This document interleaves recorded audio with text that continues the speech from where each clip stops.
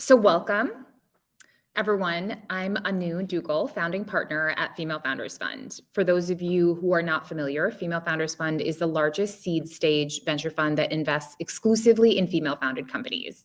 Some of our portfolio companies include Billy, Bento Box, CoStar, Maven Clinic, Peanut, Winky Lux, amongst others. Today, I'm very excited to moderate a discussion between three of the top female founders, specifically in Web3.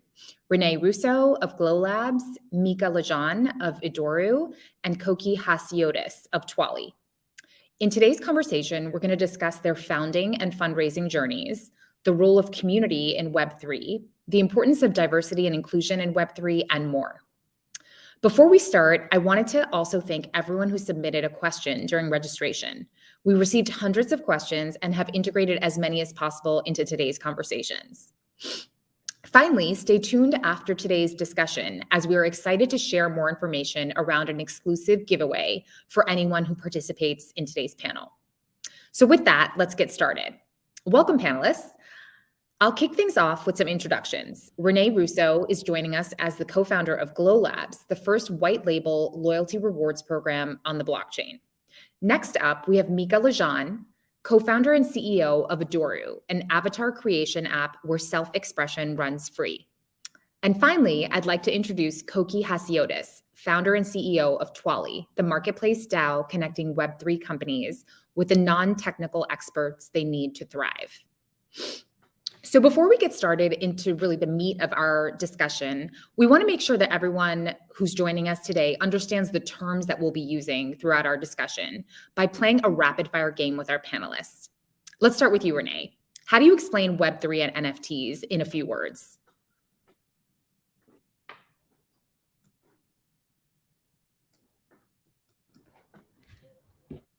Web3 can most be understood as the new World Wide Web. It includes token-based economies and decentralization. If we kind of look at the evolution of the internet, Web 1 was the information stage. You had early stages of Google, you finally got data to read online, and it was basically a read-only web. Then Web 2 came around as the platform area. We saw companies come in like Facebook, Snapchat, and Uber, where as consumers, you were able to post the data that you were reading. So this was now the read and write web. Now, Web 3 is the ownership stage, and we get the chance to read and write and own the data that we post, which is a good segue to NFTs. What are NFTs? Everyone's been hearing about it, seeing it all over the internet. NFTs stand for non-fungible tokens. And they are a unique data unit on the blockchain that have proven history of ownership. So some NFTs that you might see in the space include Bored Ape Yacht Club, Dinomonks, and World of Women. Perfect. Mica, we keep hearing about the metaverse. Can you tell us about this term in a few words? Absolutely. I would say that when we hear most people referring to the word metaverse, they're usually referring to a future where we can interact in digital spaces with each other, whether that's through AR, VR. We've seen this in lots of movies. Probably the easiest example folks talk about a lot is Ready Player One. But really, it's about what does it look like for us to be our digital selves and interact with each other online. Perfect. Thank you. And last but not least, Cokie, in one or two sentences, can you explain how DAOs work? Yeah. So DAOs are a digital community with a shared mission and a shared bank account. It's really quite simple. Get a bunch of folks together over anything, even if it's quite silly, and release an incentive in the form of a token or an NFT or whatever. And there you have it. DAOs are just a much needed update to the corporate entity structure. Perfect. Thank you, everyone. So Renee, let's start with you. Would love to just hear more about Glow Labs, how it works, and really what's the problem that you all are trying to solve? Sure. Glow Labs is the first white label loyalty rewards program on the blockchain. And we partner with Web3 brands and companies in this space to help them know their community and reward them in real time. About a year ago, I got really obsessed with NFTs, from like trading, collecting. Eventually, I launched my own NFT project called Dynamonks, which was about 6 months ago. And during this, I had no tools, no software, no help to know my community or reward them. I did an airdrop once, and it took me 3 to 4 weeks to do and cost me over $10,000. So there was an obvious problem here, and the builder that I am, I had to solve it. And that's the birth of Glow Labs. We are loyalty rewards, and loyalty rewards it's not really something new. If you think about it, in Web 1, loyalty rewards existed as coupons and gift cards. Web 2, we had the introduction of loyalty points. If you're familiar with the Starbucks app, you buy a coffee, you get 10 points back. At 100 points, you get a free coffee. In Web 3, we are using utility points, utility rewards. And that includes social tokens, custom NFTs, and community. With Glow Labs, as I mentioned, we work with Web3 companies, and we have about 3 features right now, and we're coming out with a new one very soon. 3 features are, one is gas back. If you're not familiar with gas, it's kind of a tax that you pay when you buy something on the blockchain. We have rewards for early adopters. Those are people that bought your digital asset on the day that you launched. And we have rewards for loyal holders. Those are people that own your digital asset for a year now, or bought 5, 10, 25 out of your collection. And at Glow Labs, we know that community is so important. If you're in the Web3 space or coming into the Web3 space, community is your most valuable asset. And we provide that no-code solution to help you build out a loyalty rewards program for your community. Perfect. Thank you. Mica, let's move on to you next. How does Idoru work, and what is the problem that you're trying to solve? Thanks, Anu. So disclaimer for a lot of folks here, we're still a little bit in stealth, but I can give you a high level, which is Idoru is a mobile app that focuses on self-expression and creativity through avatars. We're especially focused on creating more ways for young people to create identity online. Right now, a lot of young folks are using social media to layer, collage, and remix, and we are focused on making sure that they deserve something better and enabling that. My co-founder and I have been building in this space for about 4 or 5 years now. We've built this really incredible team around the world, really diverse team focused on enabling ways for young people to be their fullest selves online. Perfect. And Cokie, tell us about Twali. Yeah, same kind of thing. We're still a little bit in stealth, but I could share a little bit. So Twali is the community for knowledge freelancers. Think people who are non-technical, but specialized in something, particularly something financial services related. Compliance, HR, tax, legal, accounting, PR, whatever it is, we're for you. We empower knowledgeable, passionate experts around the globe to pursue opportunities in Web3 for economic mobility, sovereignty, and agency. And we consider ourselves a Web3 future of work company because we fully believe that the future of work is Web3 and decentralized. Perfect. Thanks, everyone. So let's get to our conversation that I think many of our attendees are here for, building a more inclusive future of the internet. So I'd love to start with feedback from all 3 of you. In what ways, from your perspective, do you feel that Web3 can create a more equitable and just future for people of color and for women? Who wants to start? I can take this. So I think that what's so unique about Web3 is that it connects community and creators. Usually there is this barrier in this space where diverse voices aren't able to be heard in traditional businesses. But because of the Web3 space, having that direct line of communication with creators and community, it kind of weaves out that middleman that we usually see. If we just want to use an example for a music artist, they usually need to sign with a music label to get their music out, to have concerts. And then that music label actually owns all of their IP. They own their future. They own their basically everything that they have built. And with Web3, it's not dominated by major businesses or industries. Instead, it's shared by creators and innovators that want to build their dreams, and therefore creating a more equitable future. That's great. And anyone else? I have a lot of thoughts on this. I'll give a light take on it. You know, to me, the appeal of digital worlds, of this experience, is really the freedom to be who you want to be, where you want to be, with the people you choose to be with. I think the biggest promise of, you know, truly digital lives is that there's this limitless availability of resources for us, whether it's digital goods, access to virtual worlds, being able to like literally transcend time and space. And really, in short, just at the core of it, break down a lot of the injustices that we see in the world, in the physical world, whether it's privilege, access, status, and similar things. That's great. And I guess, Mica, on that point, you know, one of the, I think, key selling points for Web3 has been the ability and the promise of, you know, being able to create a more equitable space. But unfortunately, you know, at least until today, it feels like a lot of those patterns have been repeated. And, you know, power seems to be held primarily by a small group, primarily, you know, kind of white male, you know, investors. And so I'm curious, you know, your point of view on how that changes, just given, you know, what you're building. Absolutely. And we've talked about this before as well, Anu. I think that, you know, as I said a moment ago, the great promise of this digital world is the level of freedom that's possible.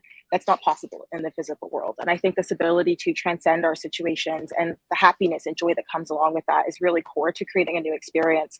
But the first thing that we're doing right now with this like true digital life on the horizon is actually building systems that reinforce digital scarcity, gated access. And we're seeing this sort of like financialization of every aspect of our private selves. And at its core, a blockchain is a financial system. And so it's being used in many ways to see every form of our human experience as monetizable, whether that's, you know, play to earn instead of play to enjoy, voting rights based on how much one can afford to buy, the value of a person based on the value of their NFTs. These are outcomes of often under-considered parts of this new technology. And, you know, I think blockchains make, like, inherently have a lot of past actions becoming permanent and as well as transparent. So if you look at how this data becomes used potentially in the future, there's actually like horrific new ways of harassment, of discrimination here that can be really genuinely scary. And so to me, it's thinking about how do we actually interrogate that? How do we have these conversations? These are byproducts of the new standards that are created without certain levels of diversity or inclusion or lived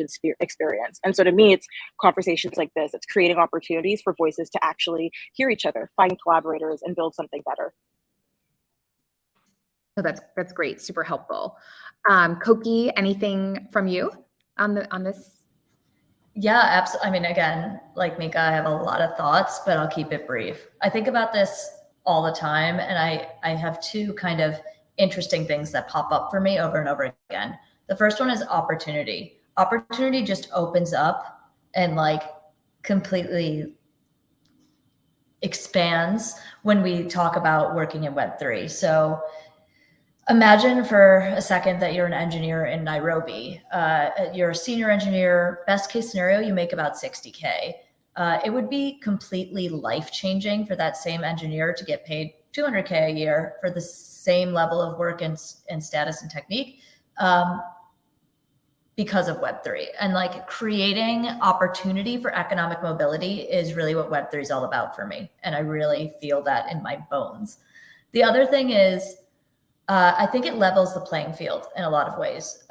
There's a lot of conversation about, oh, you can hide yourself in Web3 so you're not the victim of discrimination. And it's like, well, there's something problematic there, but you can't use bias against an avatar if you choose to be an avatar. You can't, the same preconceived notions aren't necessarily left on your doorstep like they were when you went to work IRL, right?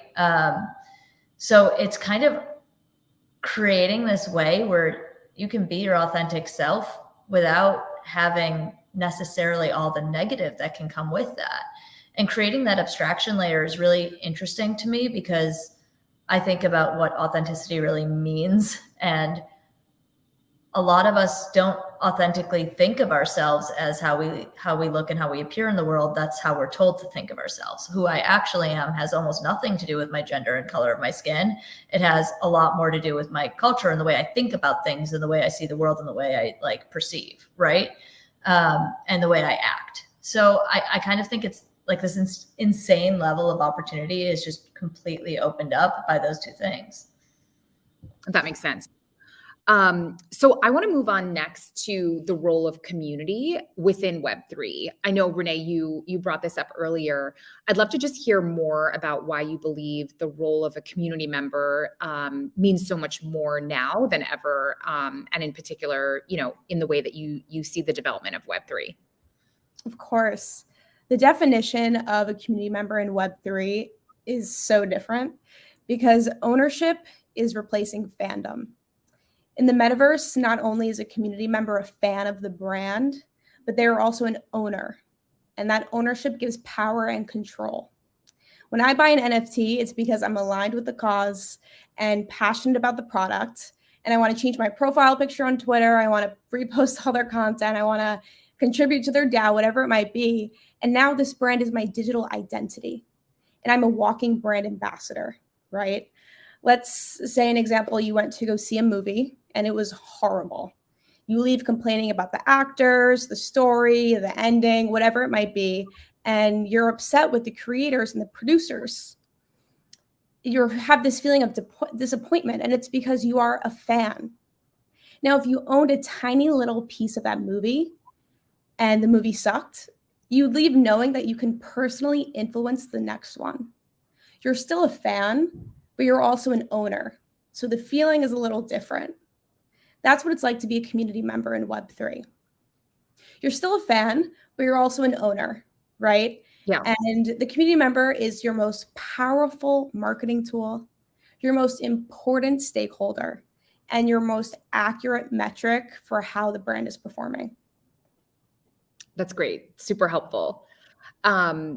So, as we talked about earlier, DAOs are member-owned communities without central leadership. Cokie, I know you're very bullish on DAOs as a very important part of the future. How do you think we can ensure there's the diversity and kind of healthy culture that we would want to see in a DAO that is ultimately decentralized and hard to control by definition?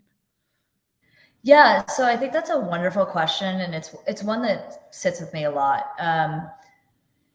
So like diversity and healthy culture are different but related things. I'll start with a healthy culture. Like there's a ton of people solving for on-chain reputation and credentialing, which if you guys ever want, I can talk about for like 3 hours. But basically the idea here is that you should have a little resume or whatever sitting in your wallet so that as you move from community to community, it's not all like value is not stuck. It comes with you to the network. And that's great. And at Twali, we do think about this as an in-wallet resume or profile. It changes a lot. But think about your credit for everything you've ever done following you around. That's really, really great. And healthy culture is related to this because if you do a bad, that's going to follow you too to a certain extent, which is kind of cool, but really not the point.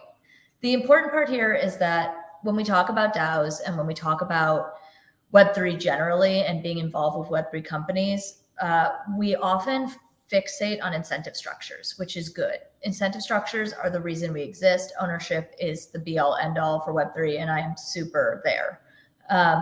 But the thing about incentive structures is that like when you have an incentive structure, you also have a disincentive structure.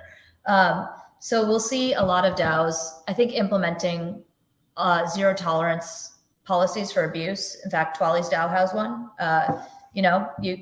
You abuse the system or you're harassing or you're being bigoted in any way. In the Twali case, you just get removed. And we're pre-token, right? So that looks a little bit different.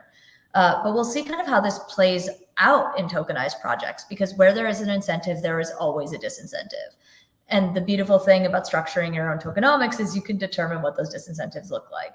So we can kind of, sort of maybe temper it, but then you run into the other problem, which is what if the person running the DAO doesn't actually care or doesn't actually have the same ethos? Well, then you're probably not going to be in their DAO, right? So as I think about healthy culture, I think about disincentives and incentives for good behavior. And I also, as I think about diversity, I think a little bit differently. So behind an avatar could be anyone. And I like that level playing field that we've never had access to before. I think about like, you can tell pretty quickly in a DAO if it's all dudes. So I'm really bullish on some of these communities that are really pushing for minority only or, like specific vertical only people, because it actually helps really kind of diversify who you're talking to. And on top of it, don't forget that DAOs, including us, love to talk about how we're decentralized, right? But for the most part, in fact, I think almost every DAO I can think of off the top of my head is a centralized business at its core. There is somebody checking. In the case of Twali, whenever anyone applies, I make sure that I keep a gender count in my head to make sure that like we are being equitable, we are being fair, and making sure that we're bringing in people of color and people from the LGBTQ community as well. So like that angle of centralization, and please don't quote me, centralization actually can be good for this exact mission. Perfect. No, that's super helpful. You mentioned tokens, and they're obviously an important part of DAOs and integral to Web3 as well. Renee, would love to just hear, what do you think about the future of social tokens, and why every Web3 project has eventual plans to launch their own, and also how that coincides with the rise of digital identity. Sure. I think social tokens are hugely underrated right now. Social tokens, if anyone's not familiar, they are digital assets backed by the reputation of a brand, an individual, or a community. They are going to be huge because they allow new forms of monetization of content. Right now, creators, influencers, and brands use Instagram, Facebook, and other social media platforms to monetize. Facebook takes a chunk of your rev share and essentially owns your content. With social tokens, the content creators can eliminate the barrier and bring forward a new principle of ownership in the digital economy. Web3 is all about connecting creators and consumers directly, as I've mentioned, and social tokens will become a significant feature of the next wave. They allow content creators to engage with their fans or community. They give creators more control over their revenue. And as technology continues to evolve, social tokens will be accepted by larger communities such as brands, products, and publishers. Great, thank you. That's super helpful. Mica, from your perspective, how do you think about the rise of this digital identity coinciding with a shift in trust and power towards individuals, and kind of the implications of this trend as well? Mm-hmm. I feel like, we'll just start, there's sort of two definitions here that we can think about when we're talking about digital identity. There's digital identity as it relates to your wallet and your ID and like how it relates within the blockchain, but there is also digital identity of how you represent yourself digitally, which Idoru being an avatar platform, I'll speak a little bit more to that. I feel that a lot of the freedom of identity isn't actually possible without a shift towards the individual. A lot of platforms like Instagram, for example, they have their own priorities, their own incentives, this offered functionality that you can create your identity, but it's within an existing system that's inherently going to mean you're affected by that system. And so a core thing that I think about a lot with this is that as we build new platforms, we also need to take into account that individual's experience, their needs, their desires. It needs to be in service of the user, not purely a product-focused endeavor. And with that, I think it's really imperative, to the point that Cokie and Renee said a moment ago, it's imperative that we value diversity of experience and perspective when we're building in Web3.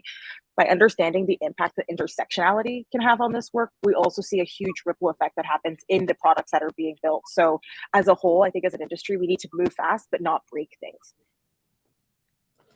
That's great. Thank you. Thank you for sharing that. So we had, as I mentioned earlier, a ton of questions come in from our attendees, and several of them brought up the issue of energy and the impact of Web3 from a climate perspective.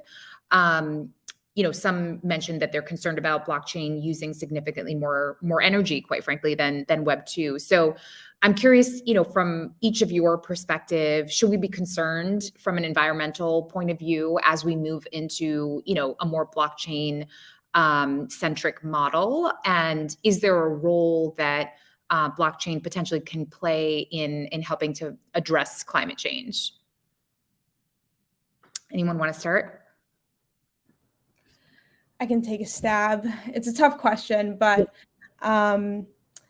it is an issue, to be completely honest. To mine 1 Bitcoin is equivalent to a household in the United States using electricity for a year. So there is a problem here. And I think that in order to, change this, we need the smartest people in the space come to Web3 and really build for this. I think there is an opportunity to fix this. It is an issue right now, but as long as we're aware of it and we're building towards it, a solution will come. Anyone else? Sure. Yeah, it's a tough question. And I'd like to caveat that I am not the smartest person on this by any stretch of the imagination. If you want to learn more, check out EcoDAO. But my kind of general thing is we should always be concerned about the environment with every action we take in a corporate situation. Overwhelmingly, we're in this position because corporations didn't think about it. So we have the opportunity to do things differently. I can tell you how we think about it at Twali. We create quite a lot of smart contracts, which is a huge toll on the environmental aspect of our product. And we're thinking about how we offset. So we have a couple of ideas like, hey, every time we create a contract, we're going to work with a vendor and plant 100 trees or have some kind of carbon offset, which I always feel is not good enough. But there's definitely ways to kind of future-proof what you're building and go carbon neutral. And overwhelmingly, I've had maybe 10 conversations this week with other Web3 founders where every single one mentioned some kind of goal to get to carbon neutral. So we're fortunate that the Web3 community is inherently very pro-environment and really, really concerned about this too. And smarter people than me are figuring it out. Great, thank you. Mica, anything to add? Just to echo everyone else. And I think that, to that point, the point that Cokie just made around, I think we really need to just think holistically. I think that's true for honestly most things that happen in the tech industry as someone who's working in it. I think we just need to think bigger picture about the ripple effect that we have on every other element of the industry that we're working within. I think there's lots of arguments that have been made and evidence that's been given to show that there is definitely an environmental effect. And I think at the end of the day, as people who are running organizations, as people who are taking part in this, the viewers, I see in the comments, people, I see some people I know who are actually really amazing musicians. It's really important that we all think about the effects that we have as we play a part in this community. Great. No, I love that. So kind of looking at the attendee list today, we definitely have quite a few participants who come from, the more traditional Web2 world. And a couple of them asked specifically, how can D2C brands, emerging brands, startups generally best think about utilizing Web3 or potentially expanding their business and taking advantage of some of the unique offerings that we're seeing in the Web3 world. I have a lot of thoughts on. I have so many thoughts on this. I know I'm ready.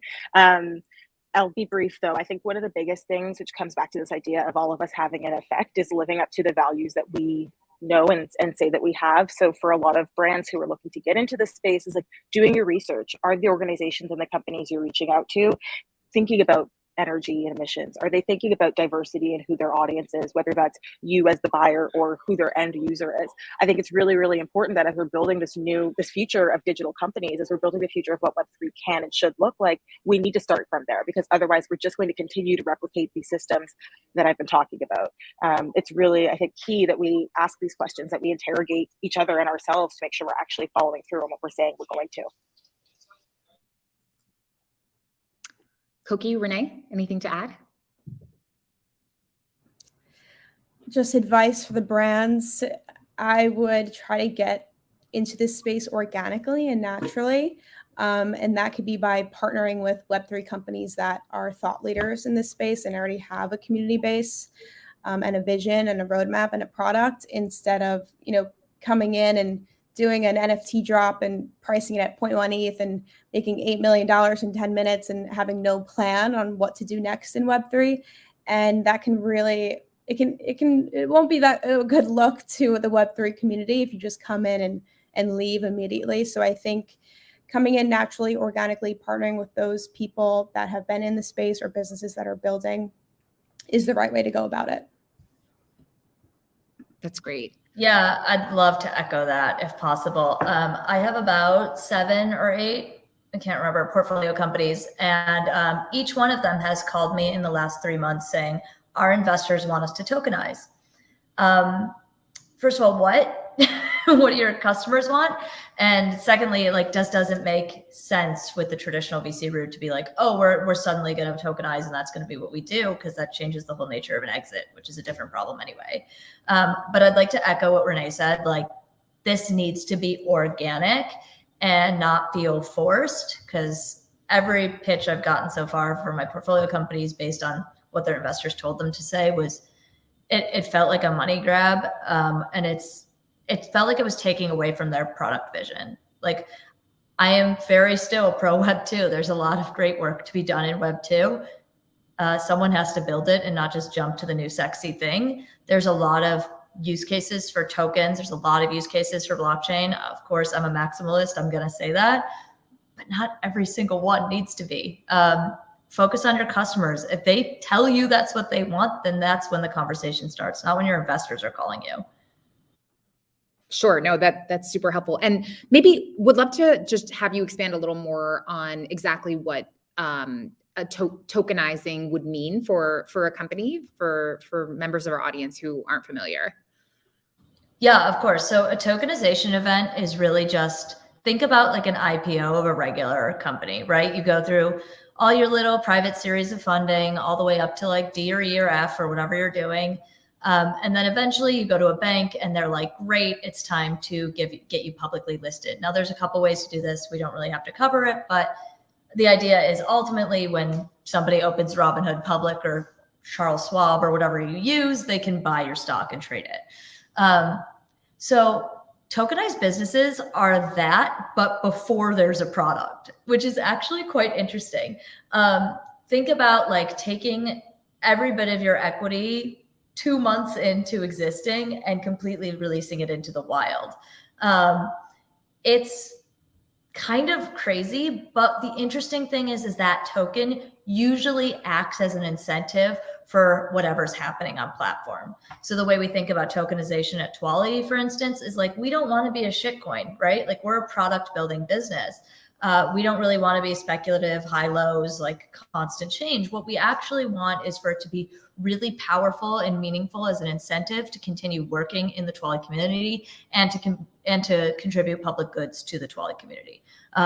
So we think about it as fully a part intrinsic to our product, where many think about it as Dogecoin, and it's not Dogecoin.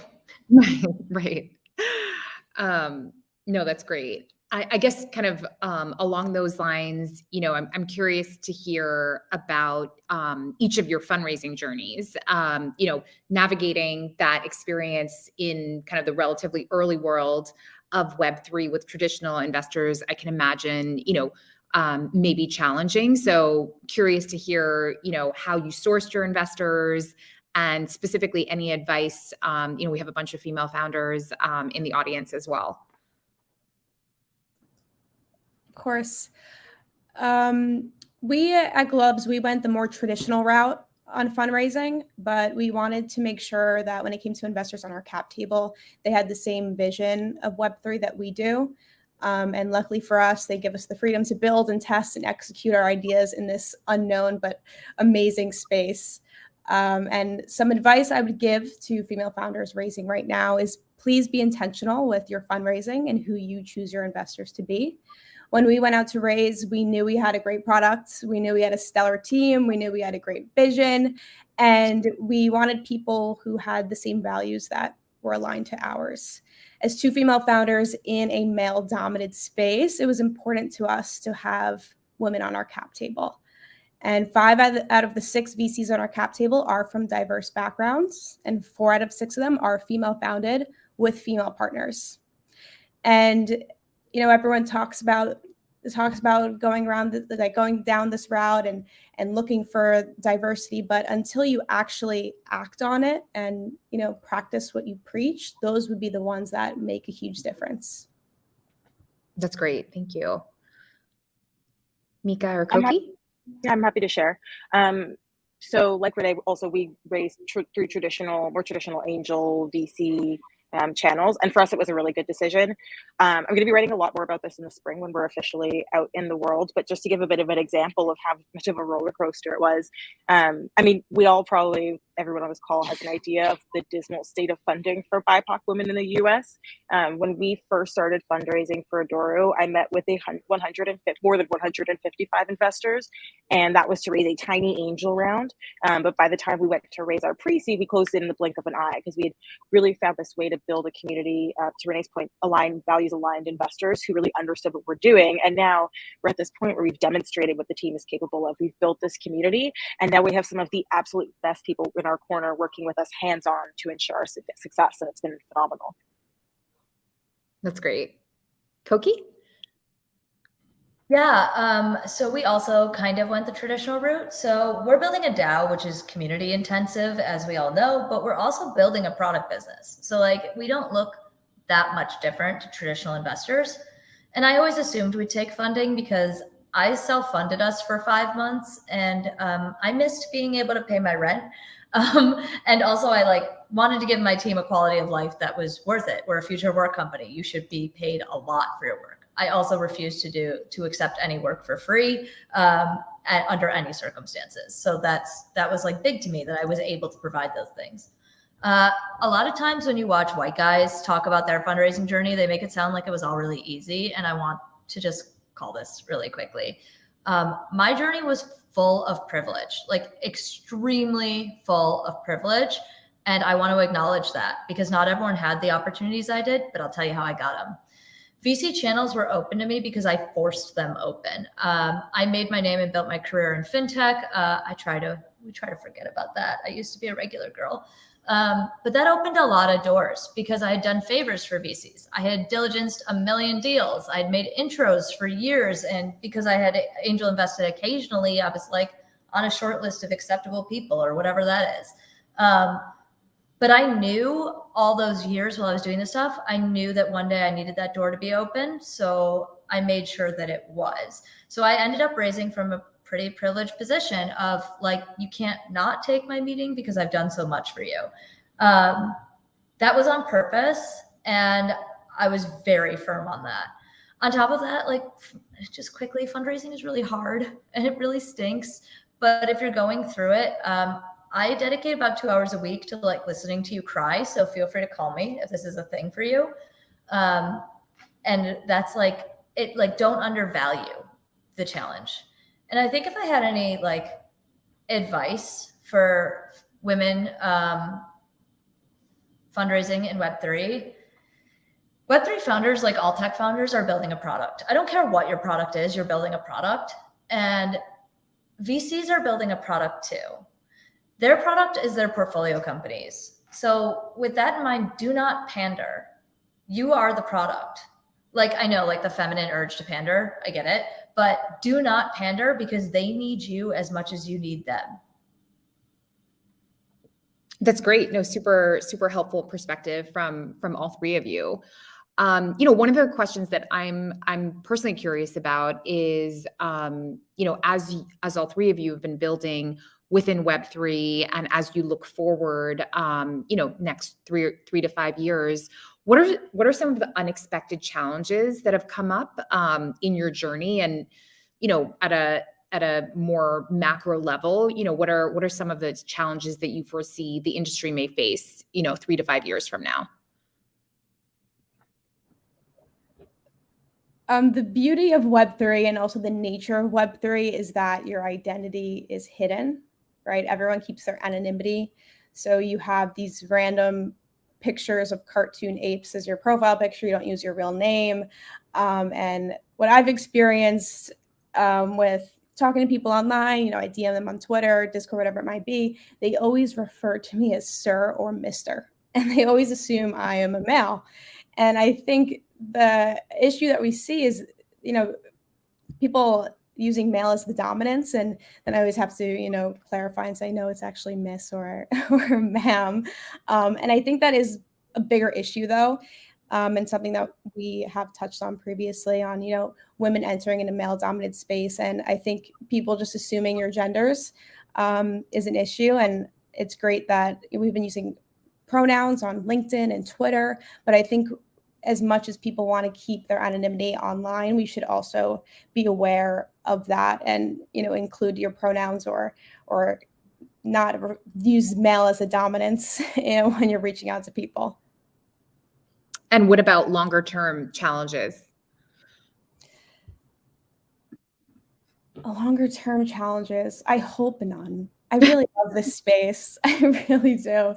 There's just so much opportunity. I think there will be a little bit of challenge creating a bridge from Web2 to Web3. A lot of people have closed minds about this space. It is new. It is a little scary. But once you wrap your head around the possibility, I think we have a really great future ahead. Great. Mica? Happy to. So personal challenges and challenges in the space. Personal challenges, it's really funny. Back in probably 2018, I remember telling some people about the ideas for Idoru and had some really strange, very gendered responses to the thought of something like this existing and me running it.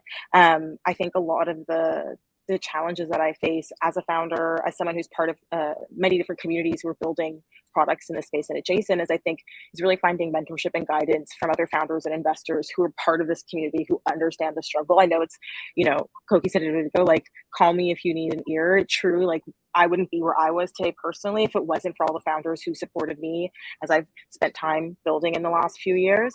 There's also that saying, send the wire, make the hire. That's always really helpful to get through those challenges.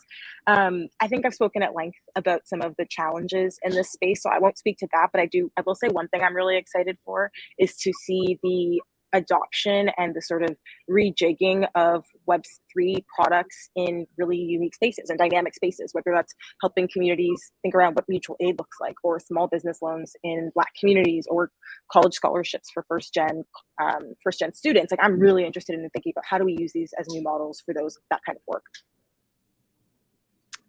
Great. And Cokie?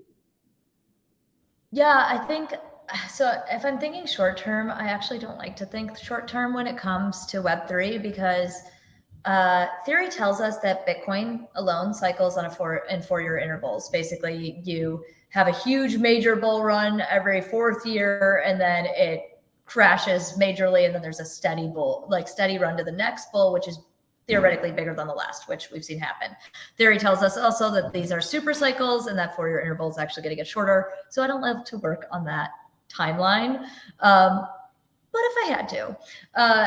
So short-term challenges are like dudes being dudes, but we're seeing so many projects jump up and really kind of like taking a ton of space. So I think my last maybe 6 NFT projects that I bought into were female founded for women.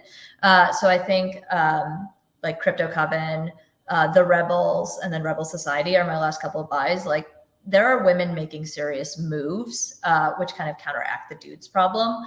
And then another stupid short-term problem, I can't explain to anyone in my life what I do for work, which is like so silly, but a total thing.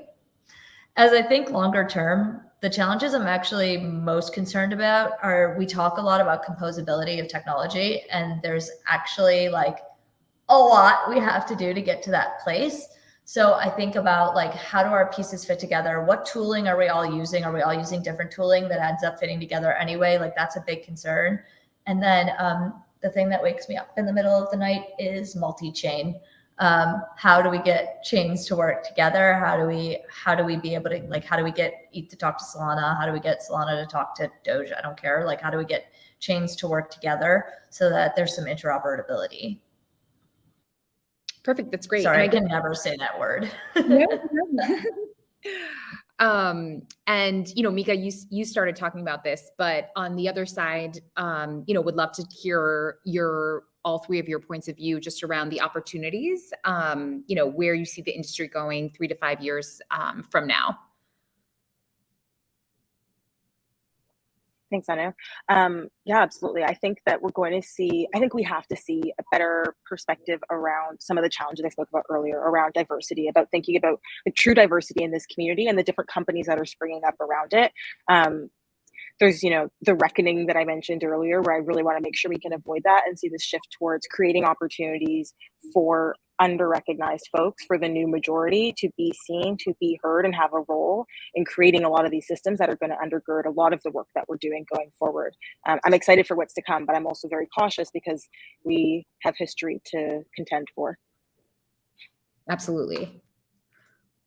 Renee? Sure, Mica, that was great. I think that we're going to see the true power of NFTs, and we're going to get out of this era of cartoon animals as NFTs that everyone's so familiar with, but we're going to see them be used in a lot more ways, because the actual technology behind NFTs is where the value is. And I believe that everyone will own a digital asset on the blockchain in the next couple of years, similar to how everyone owns a cell phone.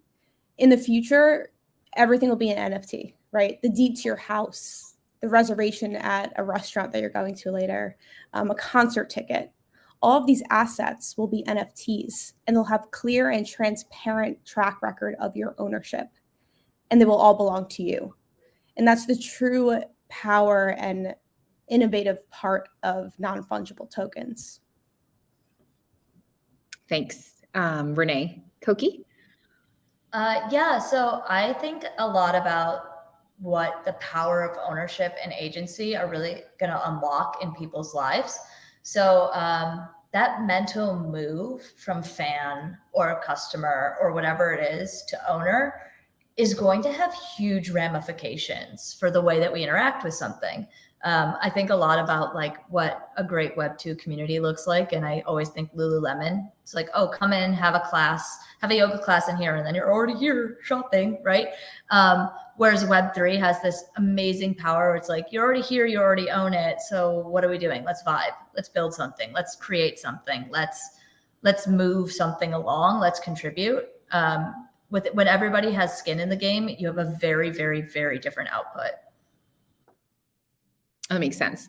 I think, some of the questions we had were also just around, very basic issues that still seem to come up, setting up your Coinbase wallet. There's just a lot of, I think, logistical elements of Web3 as it relates to NFTs, or, just kind of from a beginner's perspective that I think has also led to exclusion of, kind of the more of the masses essentially being able to partake. So for me personally, I hope that some of those limitations are, simplified, and setting up a wallet is a little bit easier than it is today.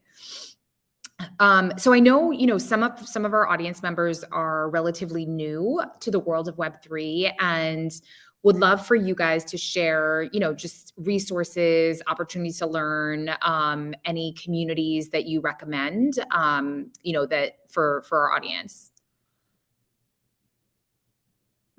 I can start. I like to think of this as a three-tier. You have education, you have dedication, and then you have creation. For the education part, read up on Web3. I know Female Founders Fund put amazing resources on this panel RSVP link, and just understand what this space is. Joining this panel was amazing. You probably learned some things that were unknown before, hopefully, and really educate yourself in this space. Get a Twitter. I think that's it's like a mini metaverse right now. Get a Twitter, follow some thought leaders in this space, follow people that they're following, and read about it. Then I would say dedicate your time. What that means is actually buy an NFT, join a DAO, join in Discord, be part of a community that you're interested in, and dedicate your time in this space for you to really understand, what the true potential is. And then the last piece is creation. It's very easy to create an NFT. I know people don't think so, but you can take a picture of anything, upload it to OpenSea, and put it up for sale. And you can kind of see the path that you can go down in order to create something in this space. It doesn't have to be an NFT actually, or a token. You can create a community in Discord and just be around people that are digital first and, put your feet in the pool and get into this space. Mica? Renee covered all the things, so I'm going to just give two communities that I love. One is a community called V3 that actually tonight I think is like the first official kickoff of the new group that's doing like learning together synchronously over the next couple of weeks. Another community I really love is called Boys Club. Both of them are fairly Googleable, so we like WE number 3 and then Boys Club, another favorite. And Cokie? Yeah, I was gonna say Boys Club. I'm so sorry. No, Boys Club is huge. I think it's just been really, really impressive, and they've spun it up super fast. And they just got into Seed Club. I am now their shill. I also think that there's a lot of value in earning while you learn. So I'd recommend checking out Rabbit Hole GG. Check that you can literally Google them. Their whole premise is like, hey, we'll pay you to figure out Web3. I put together my own Twitter list to kind of cut noise from Signal of really, really smart people in DAOs more specifically, but crypto generally. That can be found somewhere on my Twitter, or I can send it out later. But those things are really, really helpful. And then I give this advice to pretty much everyone who ever asks me for career advice, but I think it super applies to Web3. If you're starting to learn anything at all, or you're starting a career or whatever it is, find your cohort. At first, they'll just be your friends and you're like homies and you're all kind of learning and growing together. But then you'll start progressing together, and then you'll be super growing together, and then your like careers or whatever take off, and it's like, oh, okay, we're all here together. And then you all become founders around the same time. And then you invest together. Like, find your cohort in Web3, find your tribe, find your people, and you'll find the world just opens. And learning is like so much easier when you do it with friends. It happens by accident, but it's super cool. Perfect. Well, thank you so much, all of you, for the time today, for the knowledge, the insight. I think we, as at Female Founders Fund, are super excited about the world of Web3 and are thrilled to be able to kind of spotlight, some really interesting founders building in the space. So now that everyone on today's call is basically a Web3 expert, we're going to now dip our toes into NFT waters. We're excited to introduce to you the founders of two incredible NFT projects who are really paving the way towards a more diverse future for Web3, Tribe Tokens and Friendly Black Hotties. I'm going to hand things over to my colleague, Adriana Samaniego, to share more. Hi, everyone. First off, all of you did amazing. So really grateful for you joining us. So I'm Adriana Samaniego. I'm an investor at Female Founders Fund, and I'm excited to introduce a couple of partners today. And hopefully you all heard about the raffle that we're having. So first, I'm going to introduce L.O. Sillywood, and she's the founder of Tribe Tokens, which is actually launching today, their site publicly. And they're one of our partners that we are working with in today's giveaway. And so I'll have her share a little bit more about what Tribe Tokens is and the NFT collection and her background. So over to you, Hello, Elle. I'm L.O. Sillywood. I'm a television presenter and producer, and for the last decade, I've specialised in the intersection of arts and technology, which, of course, is why I'm so very excited to have founded a Web3 project, Tribe Tokens. So, Tribe Tokens is a 10,000 piece NFT collection, the first large-scale project to feature entirely Black characters. However, it goes much further than that. Our real goal is to find and fund underrepresented creators, both online and off. We have 4 clear goals. The first is a funding scheme called Gas Up Grants. These will open regularly and creators will be able to apply for no strings attached funding for their projects.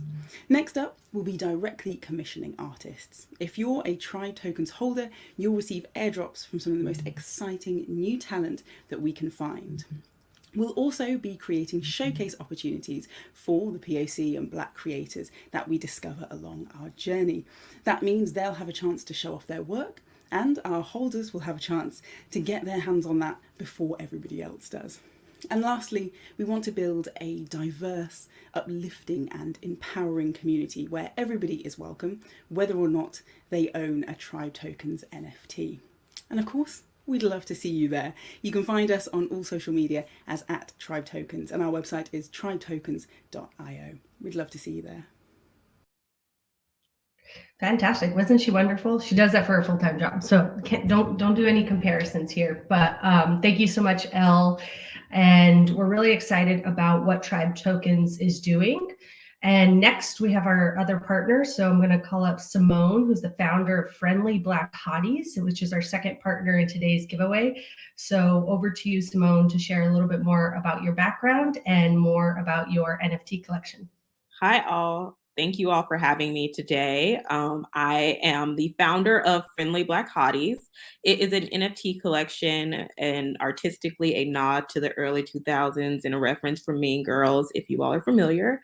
And it is focused on onboarding more Black women into crypto Web3.